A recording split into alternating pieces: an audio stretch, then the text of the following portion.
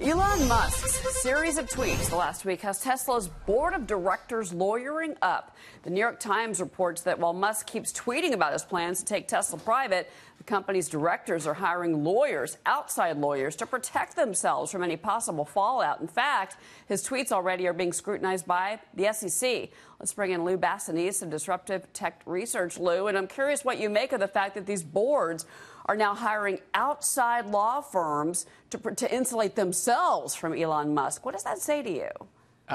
It says to me this is a disaster in the making. I mean, that is not the actions of a board that you expect if there were legitimate go-private proposals on the table. And I think this has been really nothing but smoke and mirrors, an attempt by Elon Musk to get the shorts to leave him alone, and it's completely backfired. You know, but it's also the makeup of the board that has a lot of folks scratching their head. His brother Kimball is on the board, the CFO of Solar City, which, by the way, they acquired two people that are connected to SpaceX. I mean, you know, you do have some outside directors, but that was only done after pressure from major shareholders like the California Teachers Pension Fund saying you need to have some more diversity on this board.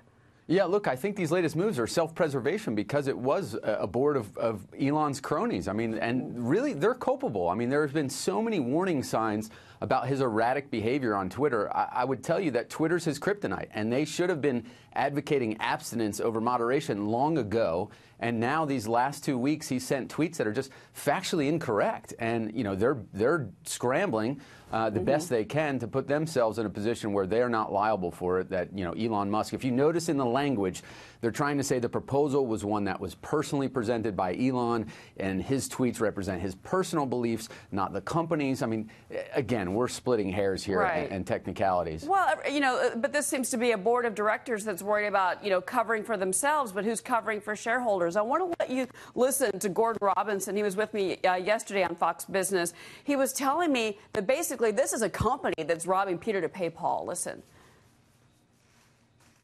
Tesla has major issues. Those issues consist of what looks like a complete collapse in Model 3 demand. Looking at their balance sheet, I mean, you're talking about $2.2 billion in cash, excluding the deposits, however, customer deposits. You're looking at just $1.3 billion in cash, and there's huge debts due.